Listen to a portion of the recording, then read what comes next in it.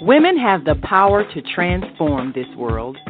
We can end crime and violence if we all agree to do one thing: share.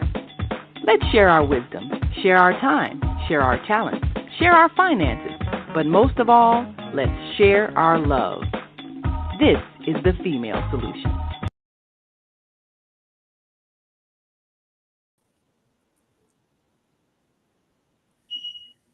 Greetings, everyone. Thank you and welcome to From Seed to System. This is where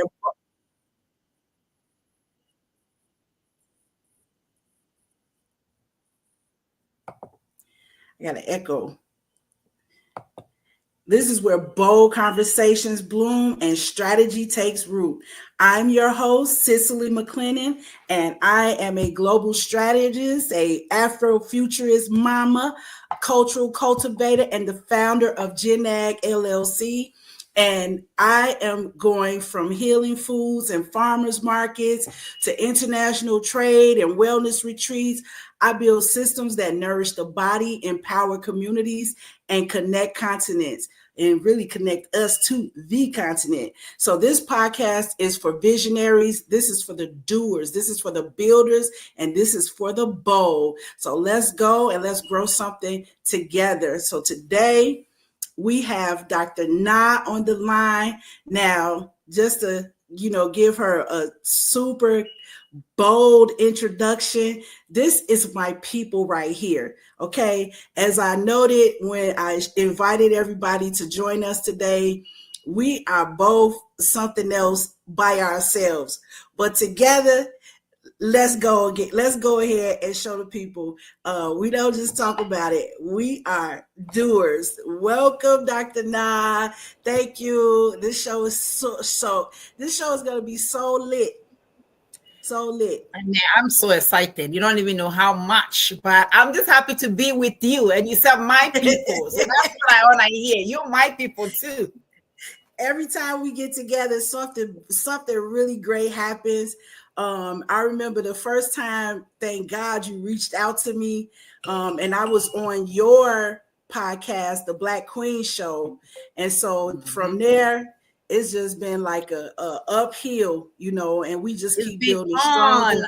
Yes, man. Yes.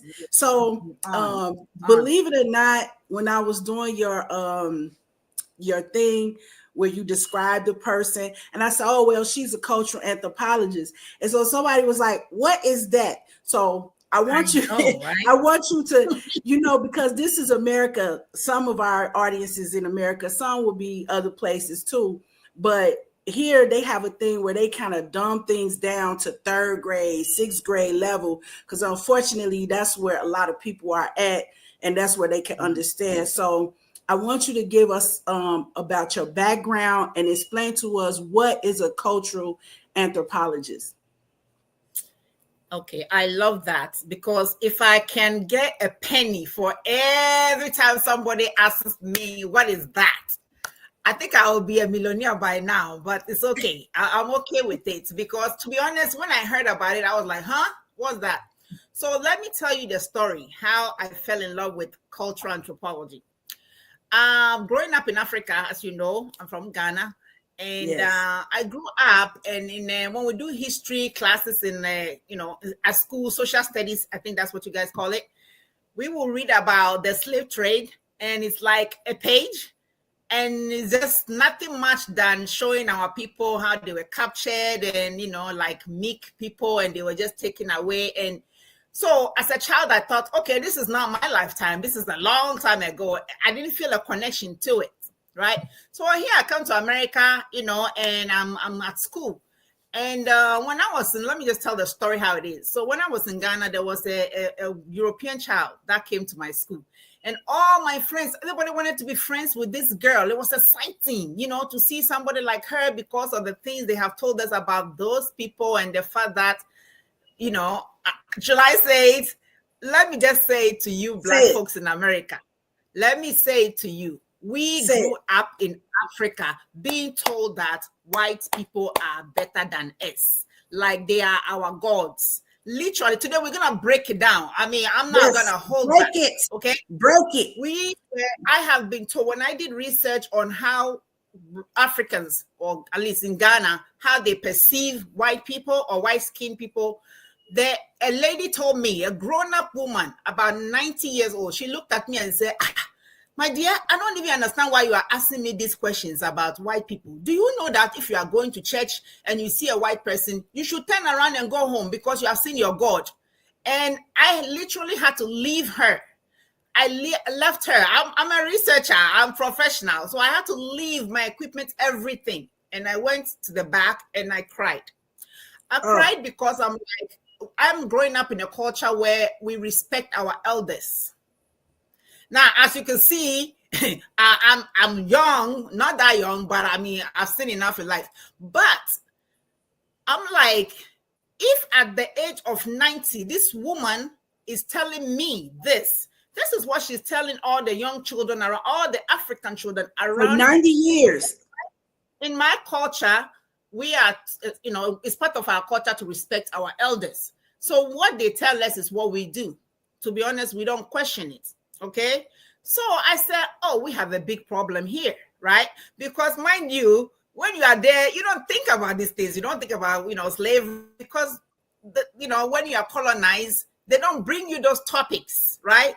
Me, Cicely, as you know, they just make sure that your system is all messed up so that all you can focus on is what? Food and shelter and all the basics.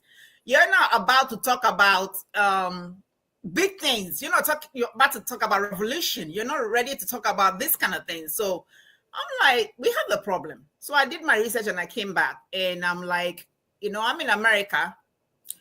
Like I'll go back to the story. So when I was in school, I came to America and I'm like, all these white kids are going to be so happy to be my friend and everything, just like, how my African friends wanted to be the friends with the white child. And I came here and they're like, who are you? I unfortunately, I did not arrive to the black neighborhoods in America. I was in a white school, okay? I was one and my brother, and I think there's 3 other black kids. So there's 5 black kids in this big school. And I'm telling you, the kind of reception I got, and I started thinking, I said, what is going on here? How is she going to come to my country and everybody wants to be friends with her? And then I come to their country and I'm like strange. You know what I'm saying? And they ask me questions about, how does it feel like to play with the monkeys and climb the trees? And, how does it feel to wear clothes? This is like 1993. I'm telling my age, aren't I? This is like 1993. And I'm like, wait a minute. We learn about you in school. So how come you guys are not learning about us in school? What kind of ignorant questions are these? So at first, I was very upset because I thought they were just being rude. But the more and more I learned their history, I realized no, these people are just speaking facts. They never even met a black person from America, let alone a black person from me. So I'm like National Geographic live for them, right? They want to take my hand and tell me that why the palm of my arm is like lighter than the back of my. It's like, hello, 1993. So I was very upset. And I was very upset because I thought this work had already been done. 1993, I thought the work had already been done, that I, as a black person, an African, going everywhere I want to go in the world, I should not have to be answering questions like why my skin is darker than the palm of my arm. Why is it that, or what is it like to play with the monkeys and all those things? Listen, we have cities in Africa, okay? Cities developed in Africa way before civilization started on the continent, so that we all get it right. I lived in a city. I never lived in the jungle. I'm from Accra. It's a big city, okay? I've never seen a lion. Asking me about lions. I'm like, well, if I see a lion, me and you, we're both running because the lion is not my friend. I didn't grow up playing with lions. I'm from the city. I wore clothes from childhood. So all these questions you're telling me, I've come to think about it. This is what they are watching on National Geography and all those sort of things. This is 1993. Unfortunately, this is 2025. Guess what? People are there still with notions. And the sad thing for me is that not what they think, but what my people. Now, I'm going to say my people, you can debate it anyhow you want it. You are my people. You can reject me and say, I am not African. whatever you want to say, that's fine. Come get me. I'm ready for you. I'm going to say that because it's time. And now I'm hearing all these things. Oh, I ain't African because my hair is this and blah, blah, blah, blah. Excuse me. When they see you, they see me, whether you like it or not. Whether you're lighter than me, whether your hair is relaxed, whatever it is, when they see you, they know you. That's right.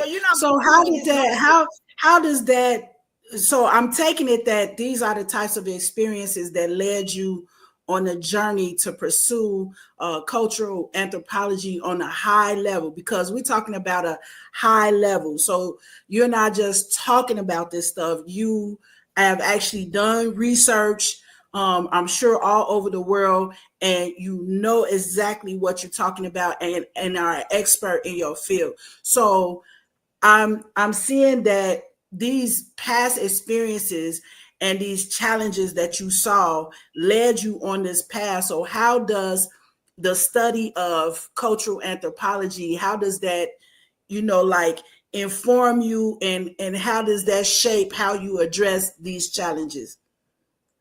I love you so much because you are like my soul sister. We say soul sister, but this woman, she's me. She's me born in America. That's it. And I'm her born in Africa. You know what I'm saying? The ancestors have come through us, our past life. But thank you for bringing me back, because she knows when I get going, my brain. So cultural anthropology. So when I went to college, I wanted to study human genetics because I was very excited about sickle cell and I wanted to know more about it. So I go to college, I'm doing my science, prerequisite biology, this and this. They're still asking me all these silly questions about, the monkeys and all that. I'm like, okay, let me focus. I came here to do this. So I'm there and I'm taking science classes, and I took a psychology course, and I'm like, okay, there's something here. let's keep listening, right? So I'm focusing. Then somebody talked to me about cultural anthropology, and I'm like, cultural, okay. So they have cultural anthropology, and these people are not learning about different cultures. Okay, let me take a class and go find out what it's all about. So I did. There I was. I'm sitting in a class, and they're talking about me. Talking about me. My people. And I'm like, okay, you have some rights. Because the thing is that we as Africans, we are not one people. And that's Mrs. Lino. Even Ghana alone. So the anthropology, I just fell in love with it because I'm like, this is the kind of questions they're asking me. You know what I'm saying? And they need answers. So let me just say that they don't know. They're not being rude. They just don't know. So let me see what it's all about. So I start reading about it, and I'm like, okay, at that time they were reading about a lady from one of the, small tribes in Southern Africa, right? Mm-hmm. They were reading about her and her story. And I'm like, okay, I guess I need to tell them my story. But I really fell in love with cultural anthropology because I'm like, you mean I can teach people about these things and get paid? This should have been done a long time ago. So and then the thing is that I have a question about that. So you looked at cultural anthropology kind of as a way to help address the problems that you encountered. So I'm going to feed this system with more information, more research about what Africa is, what is the real deal behind African cultures, because obviously these people don't have, good information. Yes, you are so right. So that's exactly what I decided to do.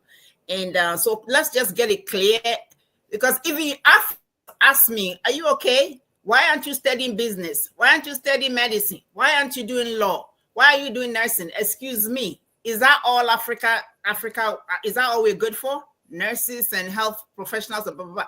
What about the intellectuals?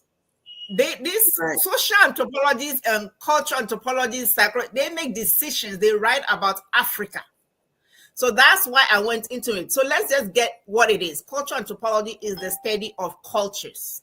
It's a study of people. So basically, I tell everybody, I study everything, because everything that people do, the way you brush your teeth, the way you think something is beautiful, the type of food that you think is edible, the type of leaves, the way you have sex, the type of sex that is approved in your culture, everything that human beings do is cultural anthropology.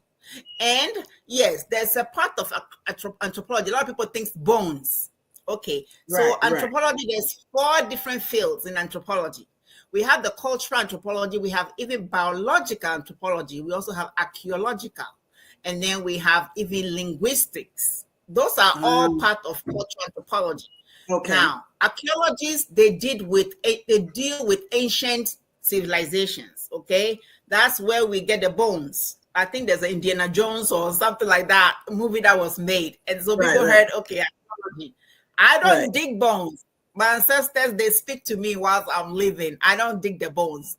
I don't dig the bones. So I study cultures, okay? And this is the thing. When I got into the field, a lot of times I'm in a group of anthropologists, cultural anthropologists, and I'm the only Black person. I'm like, shouldn't more of my people be represented here, since they are making decisions about what happens to my people? So don't get me wrong. I didn't come from a rich family. I didn't have a silver spoon. I didn't have a golden spoon in my mouth for feeding, whatever you want to say. But I realized that, listen, if Nkrumah did not step up out of his comfort zone and dealt with things, Ghana will still not be independent. Absolutely. So absolutely. I had to put my drive to make a lot of money, to take care of my family and all those things. I had to. It's a sacrifice, but I made that sacrifice, and it has cost me dearly. Yes, ma'am. I know about the cost. I know about the cost, but it's okay, because this now that we have established that part, I want to move us into talking about the business that you are doing and some of the current projects. So I know, because yours is a little like mine, so things are intertwined. We can't really separate, the study and the research from the business, because as you and I both, we don't just talk about things. We are building things and creating impact with the things that we are building. So I want you to talk about, the financial part. And then we're going to move into more about, the current projects that you're working on that I think build on top of the financial, your role as a financial advisor. Yeah. So I had a picture. I'm going to try to pull it up if I can while you're talking. Okay. All right. So I guess you want me to mention the finance a little bit. Okay. So this is the thing. Again. I also need money, because if you know anything about Africans, our families are not just lean. It's not nuclear. It's not just dad, mom, and children. Okay. Our families are everybody, auntie, uncle. Even when you marry into a family, they also become your family. So in terms of money, trust me, I need it too. But as a cultural anthropologist, I went to school, I accumulated a lot of loans because nobody was teaching me what I was doing to myself. They gave me the loan, I took it, which happens to a lot of Americans, not only Africans, okay? So this is the thing. So you finish school and you think, okay, I'm going to make big money right away and pay back. That didn't happen. Okay, as you know, here the colonizer that's their seat, and I'm trying to get one of the seats, right? So me getting a position as a cultural anthropologist to teach at the university that I want wasn't coming very fast. Okay, because a lot of times I will apply for a job about teaching about Africa, and somebody who is not an African will get a job. You know it. Somebody told me, sister, you never heard there's that thing as a PhD in Black. And I'm like, well, nobody told me. So I'm Black, a PhD, too much knowledge. You understand what I'm saying? So I'm sure they want me to be teaching what they are teaching. But of course, as I come across, people tell me I'm a little bit of a militant or a revolutionary. Yes, I am. Because sometimes I get very, very upset. Okay? That I have to answer certain questions upon all the work that Malcolm X have done, and Martin Luther King and Kwame Nkrumah, and other people who led the path. Right. So there's more work to be done, right? But what I learned about finance in America is that not knowing about finance can really, really hurt you. And Come on. Honestly, I don't know, but I'm so sick and tired of poverty looking like me. I heard Because this I can never guy. accept that. I heard this guy say something, and this is like a whole thing in psychology. You might know the name of it, and it's something like, you don't know what you don't know, and what you don't know could be the deciding factor in your life or death. And so that's exactly what you are describing right now. Not knowing is really not an option, and it's not an excuse, and it will not save you. So we have to seek the knowledge. We all have to do that. Yeah. Absolutely. And I think one of the things that bothered me most is that whenever they will show picture of poverty, it looks like me, and it Right. looks like you, and Right. it looks brown most of the time. Maybe that's what the media wants to put out there. But I've also gone a little bit into the hoods in America, not too much, because when you come here, they really, really prevent you from getting close to Black folks who are in the hood. Yeah. Okay. And see, this is something a lot of people don't know about. And if you reach outside of your circle and meet people from other countries, and you are, kind of with them and friends with them while they're going through the immigration process, that's the only way you will learn that these are purposefully orchestrated.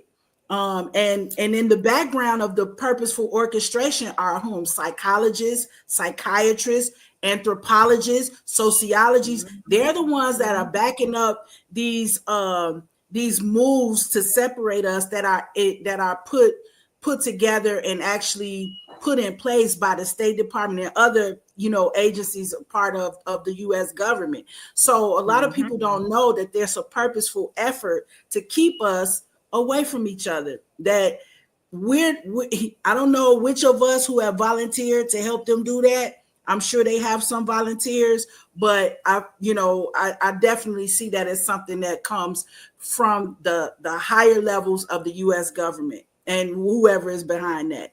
So that's an important point that you are bringing up.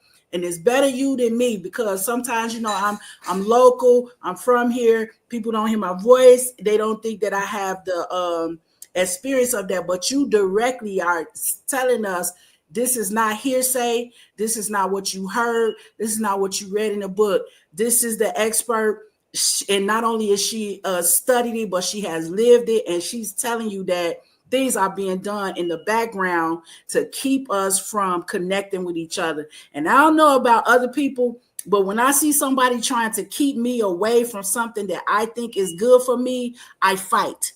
I don't settle. I don't accept that, and I never will. So I'm glad you brought that up, because that's a real important point. So moving into the business aspect. Oh, my sons are screaming in the background. That's so classic. It's classic. She's a mother. It's all right. She's a mother. Okay. So anyway, the point is, that's a true Black queen, right? That's a true Black queen. We always doing stuff. We always doing many things, but it's all good. It's in our nature. You're right. So, but I want us to talk, about, so you're building your business around financial literacy and that type of thing. Now, what are the systems? Now we moving from seed to systems, right? So what are the systems that we are, putting in place in order to build on top of the literacy? So it's one thing, according to G.I. Joe in the cartoons, knowing is half the battle. So the other half is us actually putting that to work. So I want us to come into, because I want to talk about my favorite project, into current developments that we are working on to bring all this information into something that we can use. So, talk about that and your Pan-African connections, how you are working things, and, creating some foundational systems for us to build on. Okay, so first let me say that I'm just happy. And I just want to say if you're Black, if you look like me, if you look like Miss Cicely, if you're in between, we don't care. We claim you as one of our own. You can reject us, you can run. But hey, when they see you, they see me. They see Miss Cicely. So the fight is on. So I want to say that if you're Black and you look like us, Listen, be excited because things are about to change. Okay, Yes, we have seen where the problem lies, and things are about to change. But it's gonna take both of us. Okay, so I'm gonna get into it. So here I'm starting with the financial literacy because I'm tired of you looking like me and being broke. You don't have to be. You don't have to die as a poor person just because we're born poor. Because yes, right ma'am. now, all the knowledge and things that have been kept from us, thank goodness to the internet, right? You just have to say Google, and Google, you can even talk to Google and it will tell you things, right? I'm not saying believe everything Google says, but at least you can hear something and then you can probe and dig more into it, okay? Yes, So ma'am. now, Africans and African Americans, please, whatever the beef is, squash it. There is no beef. And I'm going to speak to that before I jump into what we really want to talk about working together, okay, Mrs. Lee? Because that's something that's good. It's something that needs to be addressed. It bothers me because I know when I talk to my people who are, recently, migrated Africans, because of the things they learn about Black Americans, they come with their own preconceived notions because they watch my people here being thugs and criminals. Who do you see on TV whenever somebody's been arrested? Who do you see whenever there's something wrong? It's like maybe you've lived it so much that it's become normalized. But it's not okay. What about the decent African Americans who are out there feeding their children, doing the right thing, doing the right professionals, right? What about them? Why are we not seeing them, right? So that our children in the hood can also look and say, hey, I can also become somebody. Okay? So I want to address this. I don't have any problem with you. We have a difference because, yes, there's been 400 years of separation. That's fine. It's going to happen, right? But don't use that as an excuse to say, well, I'm not them and they're not me. Because everything that pretty much you learn about us as Africans or in Africa, trust me, you need to go find out for yourself. And then I'm going to speak to the Africans, the recently migrated Africans. Please stop this about they. Until you open your mouth and you speak with your accent, nobody knows. That's right. They see you as until I talk, you don't know that I wasn't born here, right? So everything you've been told about them, reach out. And I must say the same thing to my African Americans over here, because sometimes the approach is so hostile. It's too hostile. You don't have to live what they say about you. Okay, let's all put down the arms now. We're the same people. Trust me, the same blood. That's why when you do a DNA African American, you find out that they are connected to Nigeria, Ghana, Somalia, wherever. Okay, those of you who are saying, well, I'm not African, blah, blah, blah. I challenge you, come to the table, let's do a DNA.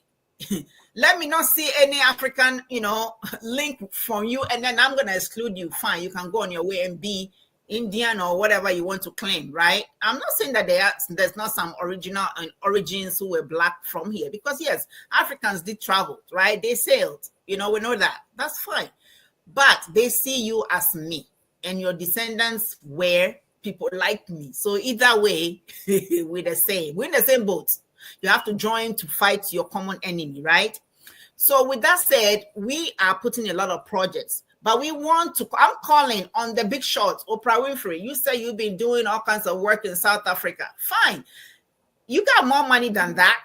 I'm not talking about just educating them to continue to stay in the system. No, we're talking about a system, but the system needs to change, okay? How about putting your money and the big ballers, doing this, they're doing this. You're still Black, you still have some African connection. So come home, bring your money.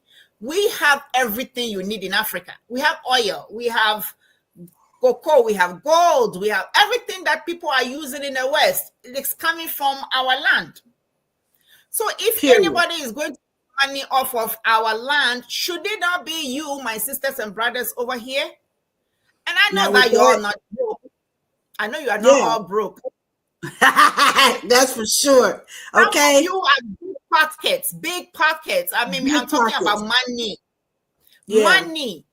Put your money in the right places. I know someone say, oh, sometimes people came to lie to us and blah, blah, blah. No, there's been mistakes done on both sides. I'm telling you, I know.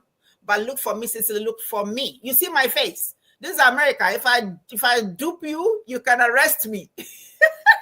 Now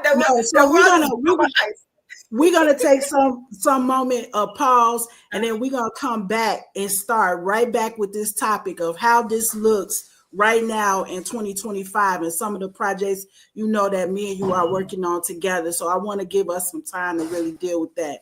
So I think let's take a break, and then we come back with the coming back. Don't go anywhere. Yes, this is the good stuff right here. We're getting into it. Thank you. Hi, I'm Naima Latif, and if you're watching this, that means you're one of the 4.6 billion people from around the world who are using an electronic device to talk to people.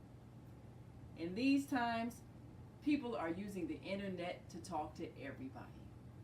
Friends, neighbors, family members, co-workers. People are on their cell phones and computers all day long. Now, if you're in business, that is great news. That means you can sell your products and services all day long and never have to leave your home. All you need is a media connection, somebody to connect you to an audience. And that's why I'm talking to you today. We produce programs, and our audience members are people who shop. They buy clothes, food, beauty supplies, cleaning supplies, home repair, transportation services, child care services. Whatever you're selling, they need to buy it. We're your media connection. Just follow this link, and tomorrow you can sit back and relax at home while your business is making you money. Is Monday morning a struggle to get out of bed into the swing of things? Well, don't worry, you are not alone. Join us for thought-provoking, stimulating, and mindful conversations on higher learning with Zelda Speaks for your Monday morning mindfulness sessions on Blog Talk Radio, The Female Solution, Mondays, 7 until 9 a.m. Be sure and send your ideas, thoughts, comments, and suggestions. Also, if you'd like to be a guest on the show, visit ZeldaSpeaks.com and send us your info. We'd love to have you. Experience mindfulness moments with the mindfulness/stress relief coach, Zelda Speaks. And thanks for sharing the mindfulness moment tip of the day. Stay on purpose, stay empowered, and stay tuned to your next session of mindfulness on higher learning with Zelda Speaks. Make it a mindful day. And thanks for listening.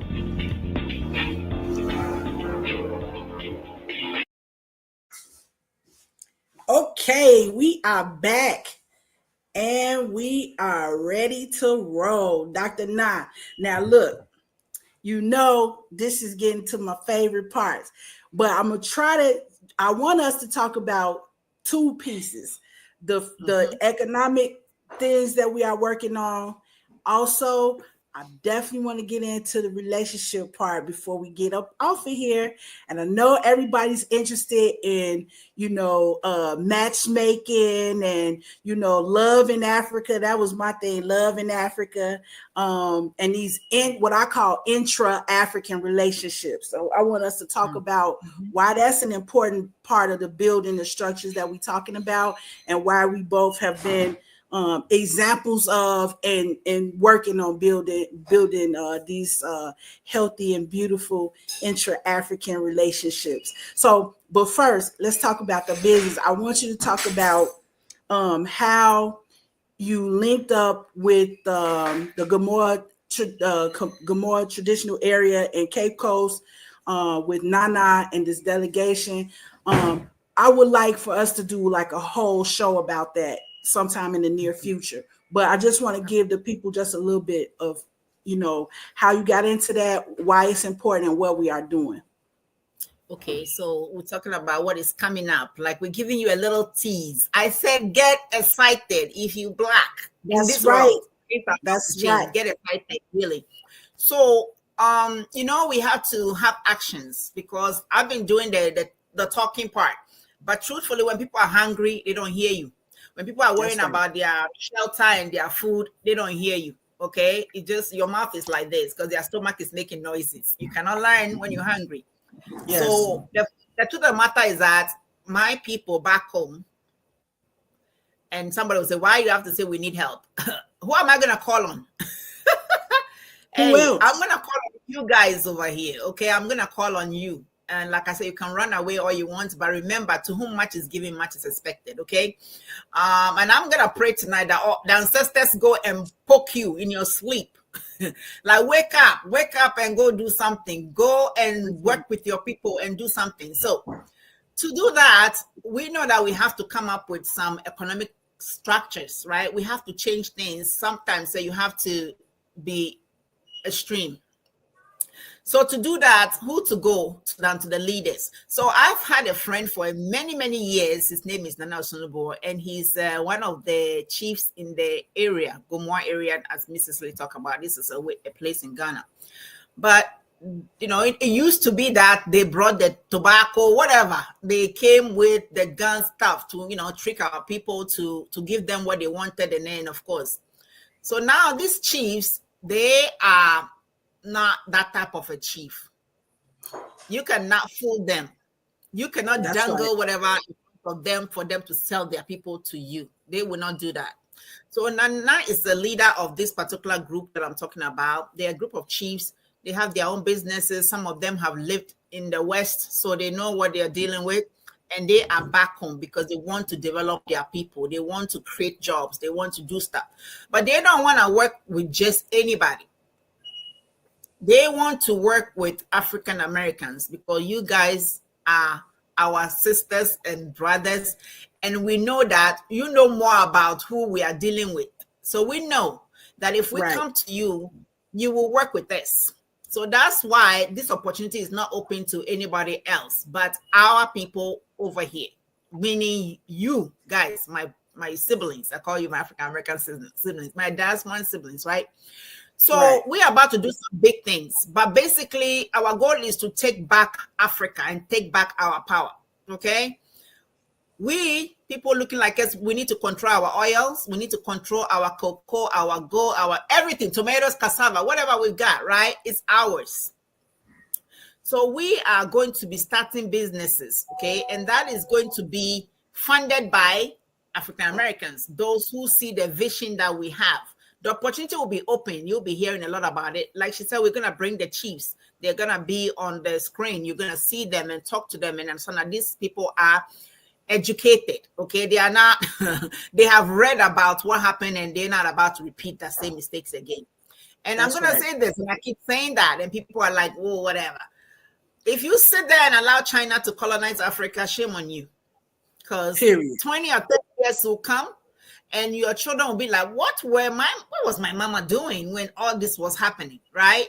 Well, I'm sure people said that the same way when slavery was happening. It's like, oh, well, you know, it's not near, whatever. Don't do it. Don't do it, because we will all pay for it, because this time it will be detrimental, okay? Right now, I'm deviating, but let me just say that right now in Ghana, because of all these illegal activities that this, you know, Chinese people are there digging the grounds and all these things, people cannot have decent water to drink. We are Africa, Mother Earth. Water should not be an issue, but people they cannot get springs from the ground and drink anymore because everything is poisoned by all this illegal digging. Okay, you're gonna say, who allowed them digging? Well, that's why you need to get closer to us so you can help us fix the problem, because we're not perfect. We have greedy folks. We have leaders who are not doing the right things. We know that. But how else are we going to change it if you don't come and help us? So a lot of people say, why you have to call on them for help? I'm calling you for help and step up on us. Oprah, I'm talking to you. All the big basketball players, you have all these billions of money or whatever. Listen, 100,000 can change a whole village. Why can't you own the systems producing cocoa? Why can't you own the system that is controlling digging the gold, you know, and the oil? Why can't you do that? But you have money. So this is what we're getting into right now. Basically building the fundamental relationships and the structures and all of what we need in order to enact just what you are talking about. Now, the money will come from a variety of sources, and we welcome you to contact us so we can talk more about that, where you want to fit in. A lot of people contact us about they want to invest in Africa. Well, all we're doing is creating the network and the organizational structure for you to actually be able to do that. So this is something that we've been working very closely with the business community in the U.S. as well as Ghana, and we welcome all other Africans. We've had interest shown from Nigeria, possibly Zimbabwe, a few other countries. We love to hear from the UK on this. Basically all Africans everywhere. This is the time for us to look lively. They say that you don't sharpen your sword on a battlefield, but that doesn't take into the account the fact that we've been on the battlefield for a couple of thousand years. So it is what it is. We have to use what we have, and working with people like Dr. Nana Osunabor and myself, you basically going in the correct direction, So make sure if you're thinking about investing in a business or a project in Ghana, make sure you're a part of our network. Make sure you're a part of our web. We're not going to take your money. We're going to help you make more because we know what we can do, and that is what we can do. And I know there are other people doing not quite similar projects, but there are other things going on. And so we can give you feedback. We know a lot of people across the continent through our networks, and, definitely keep us in mind in terms of reaching out, mapping out the possibilities of what your money, even if you don't have a big money, we're setting it up to where people with $5,000 or less can also bring their resources together and still be involved in the project. So we want to have a whole show just dedicated to this topic alone, hopefully sometime in May. But for right now, I just want to give you guys a taste for that. And Dr. Now, we have people coming online. My background is my producer aspect. I'm still working on it, okay? But I do see some comments here from Sister Marine, from a brother, it looks like a brother from Serious About Credit, the Higher Learning Network TV show. They're giving us some energy online. Greetings and, welcome. And you see what we're working on here. We never joke, we look beautiful and we make it look easy, but we're not playing at all. Okay. So don't be mistaken with that one.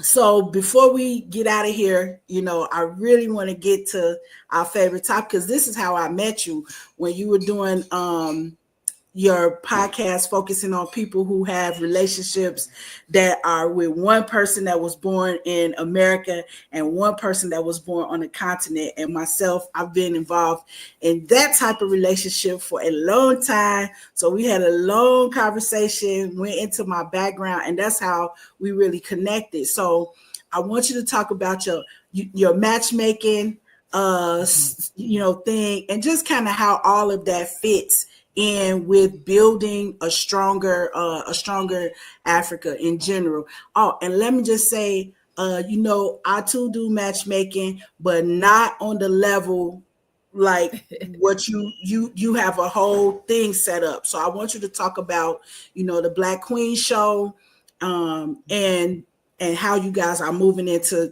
services and making real life connections amongst people who want to be connected. All right. And of course, me, myself, I love to talk about love. I mean, love is a beautiful thing. It is a beautiful thing. Yes, ma'am.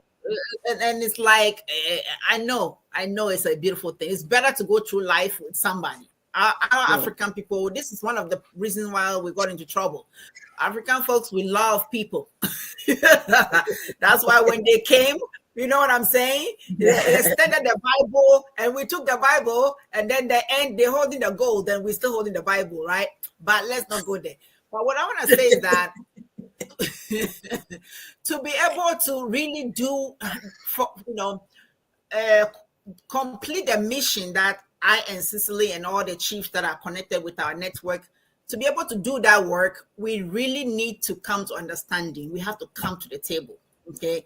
And what better way to do that than through love?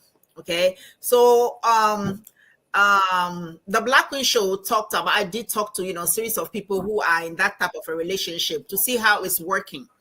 And then, in addition to that, I was doing some researches and, me, myself, from my cultural background, trying to figure out how this intermarriages can work. Yes. Because there are horror stories out there, Oh, yes. The truth of the matter is that the way the Black woman is in America right now, if you take them and to an African man, that's disastrous. It's not gonna work. Okay, because over the 400 years, so many things has happened to our sisters over here. I'm telling you, some of these sisters, I just have to talk them down because they're angry. They have the right to be angry. You know what I'm saying? But sometimes you be so angry, you are chasing away the good thing that's coming to you. Okay. Yes, and yes. So what we're coming up right now is it's gonna be intermarrying, but it's not just any type of intermarrying dating format. It's strictly for Pan-Africans, because you have to be able to engage on a whole different level. You cannot be a sister here who just try to hold the man down, like hold the chain to their neck. Where are you going? Whether the African man was a warrior, so you cannot hold them down like that. And you know what happens when you do that? When you hold an animal down and you release, they just go. So that's not how to deal with the African man. I'm not saying that the African man is not naughty. They are not perfect. They got their issues. Same with the African woman too. We all have stuff that we have to go through. Yes. But we want to make relationships work, because when you have a child with somebody born in Africa, you're home. You cannot stand by anymore and watch another person come and abuse us, because now what? You are what? Vested in Africa. So that's the goal. We want to encourage a lot of intermarriage, but on the platform that I'm going to have, it's called Diaspora Meets Africa. I'm getting excited already because a lot of people have shown interest, but we are actually going to be working with people who are back in Africa. They're not looking for love for green card. Relax. Because the platform, if anybody is, we're going to do some background check and things like that and do some quizzes, investigate them to make sure that you have the right mindset. We're not looking for the people going to be on the platform. The Africans on the platform are not going to be looking for green card. Some of them or most of them are going to be okay with where they are in Africa. Do you know that there are people in Africa who don't want to come to America? You all never know that, right? Right. There are people in Africa, they're like, no, I'm okay. I'm good here. I don't want to go. Because yes. they know what's happening here. It's just glorified slavery. That's all it is. Yes, that's life in America.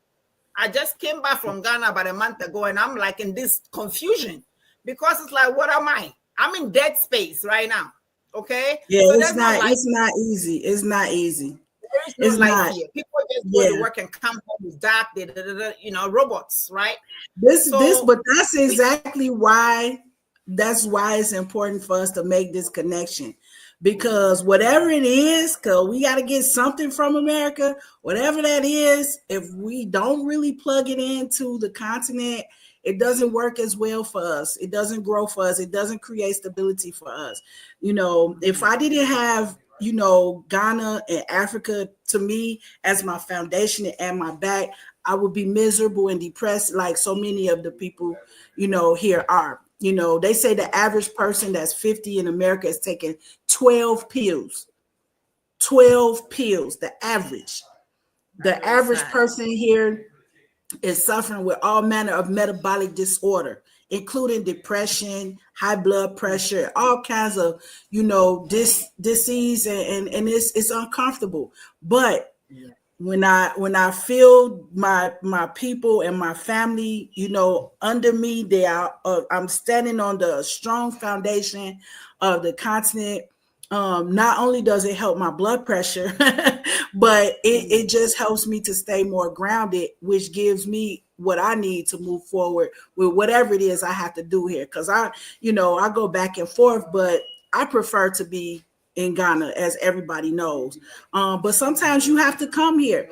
And even with that, if you build the relationships, you can still find a way to make it, work and be successful at what it is that you want to do. So we just want to encourage people, right? And I know there's a lot of horror stories. That's why I liked your show, because you are highlighting relationships that are beautiful, people who are content in their relationships, people who have found joy in their relationships. And I'm just glad to be, in that number. So, yeah. Well, it's I a lot really of admire you for that. I admire you for that. Because though you are a strong woman by all sense, you've also managed to have a relationship with a man who was born in Africa. You have made it work many years. Yes. So that's a testament that it can work. But I think one misconception is that being a strong Black woman means that you have to be against the Black man. No. The Black men that I knew, the African men that I grew up with, they were doing right. And I'm not going to say the brothers here are not, because there is a history. You see, you always have to go back. And when I say people think I'm excusing, I'm not excusing. In America, there's something called psychic wound. I don't know if you guys have read much about it, but I truly believe that people who are descendants of slaves, they've been traumatized so much that they come back with more trauma that they need to solve. I'm a culture that believes in reincarnation. Okay, if you come to this world and it's horrible, think about it. I mean, you have a child and they dragged and taken away from you. A woman will go crazy in these days. But this, slaves had to endure this. So imagine this kind of pain. Man, you die, you come back with it. So we have to do healing. But, we have to do healing. There's so much healing that needs to be done from everybody. If you're an angry Black woman, you need to ask yourself, why am I so angry? Come talk to me. Come talk to me simply, right? We're trying to do a lot. There's so much that's going to be happening. So on the platform, there's going to be a language portion where you can get to reclaim your language. We're going to teach you. There's also going to be learning skills about how do you talk to an African man? How do you talk to an African woman? How do they talk to American, so that you can come to understanding? Because there's going to be challenges with words, trust me, because they're going to look at about 72 different languages. So, we're going to have that portion. And then, of course, it's going to be a continuous thing, checking in with couples, making sure that, we want to be referee, right? We'll be referee on the side. So if you start coming across some conversation, like, nah, I don't get you. No, what is he talking about? Come to us, So we'll be with you along the line. And we're going to make sure that your trip back to Africa is going to be safe. Please don't get scammed. There's bad people everywhere. There are bad people in Africa, bad people in America, Europe, everywhere. Don't get scammed. Try to make sure you're connecting to the right source. There's a lot of people who are offering all kinds of things in Africa. Don't do that. I know Miss Cicely. She knows where I come from. I've seen her in my country. So we know what we are talking about. There has to be a trust for this to work. So first, you got to trust us. Let's build. If you're looking for a good African woman, a good African man, and my sisters and my brothers, we have to tweak a little bit. Because, we Africans, we don't do too well with the anger and all that, so you have to come with us, But let's come, join my show, come, let's talk more. My information is with Cicely. You can connect and you can get on the platform for a fee. But the people you're going to meet in there, they've been investigated from back home. We know they are who they say they are, and what they are doing, we know they are doing that. So, and they're not in a rush for a green card. As a matter of fact, the platform, if they talk about green card, they're going to be flagged and they're going to be dropped from the program. Okay. So you can be confident that somebody is loving you for you and not for a green card. Okay. So that's what this platform is going to be offering you. You're going to hear more about this on my Black Queen show. A lot in the works are coming, right? So now we have two, okay, at least 3 or maybe 4 shows just coming from this conversation, because we have to dig into this relationship piece. I know myself, I have a lot to offer in that regard. And, one of my younger cousins asked me, she said, you've been on the continent, give us some of what you learned about conflict resolution. And so that's something that I really do want to share. I think people can gain a lot from it.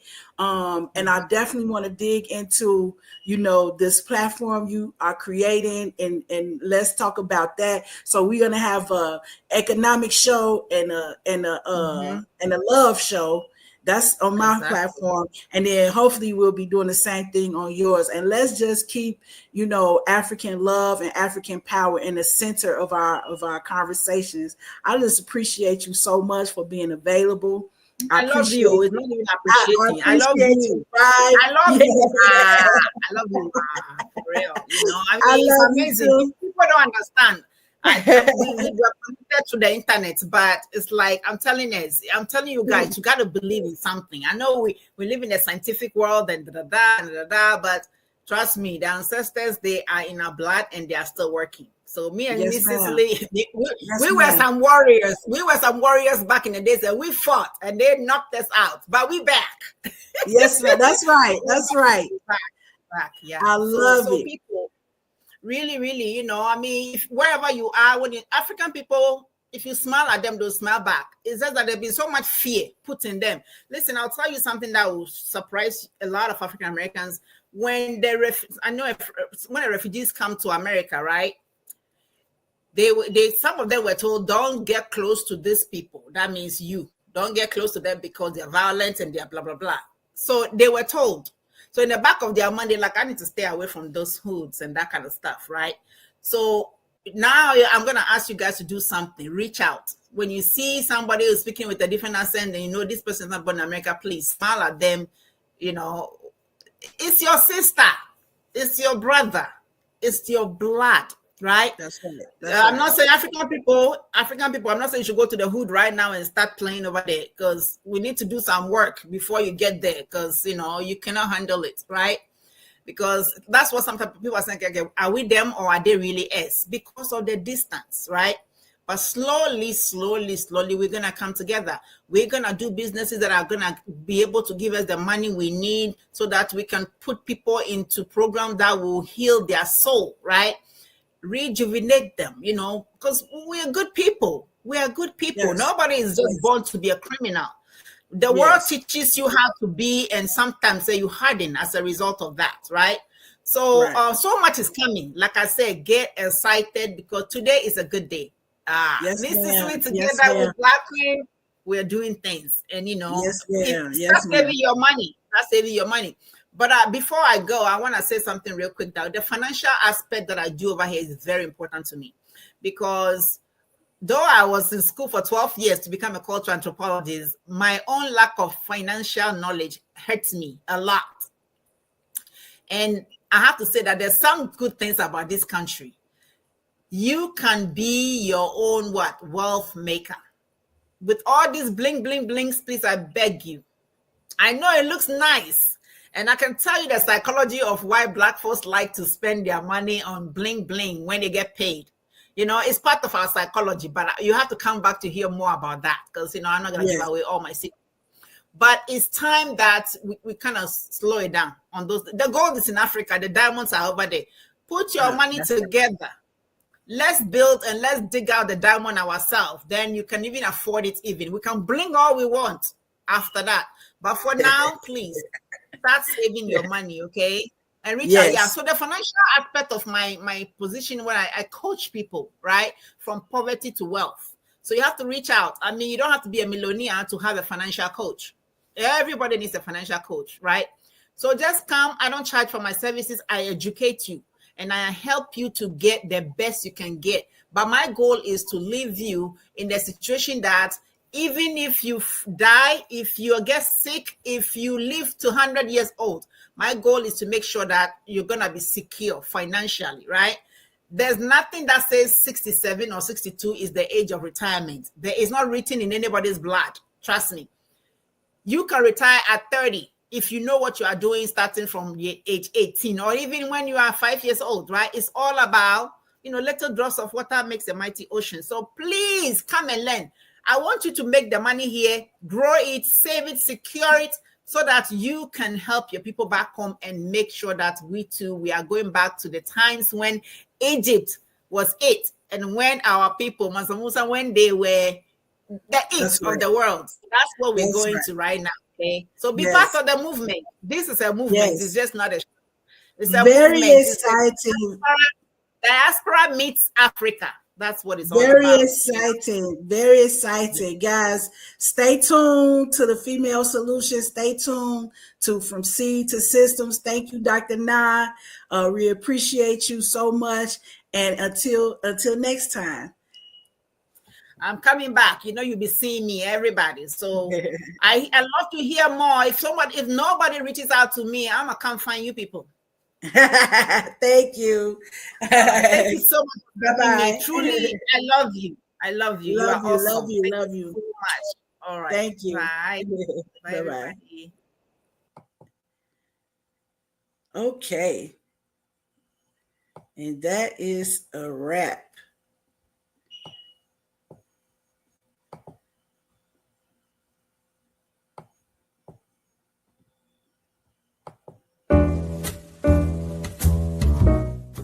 We've come to the end of our show today. If you missed any broadcasts, go to our website for the audio and video archives at www.thefemalesolution.com.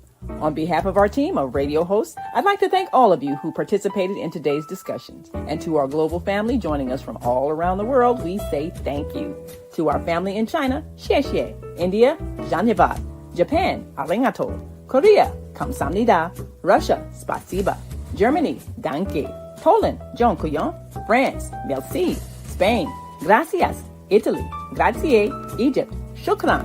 Ghana, madasi. Nigeria, eshe. South Africa, Ngiyabonga. Senegal, Jaref. Kenya, Asante. Israel, Toda. Pakistan, Shukriya. Afghanistan, Tashakur. Saudi Arabia and Palestine, Shukran. Assalamu alaikum wa rahmatullahi wa barakatuhu. Thank you, and may peace be upon you and the mercy of God and God's blessings.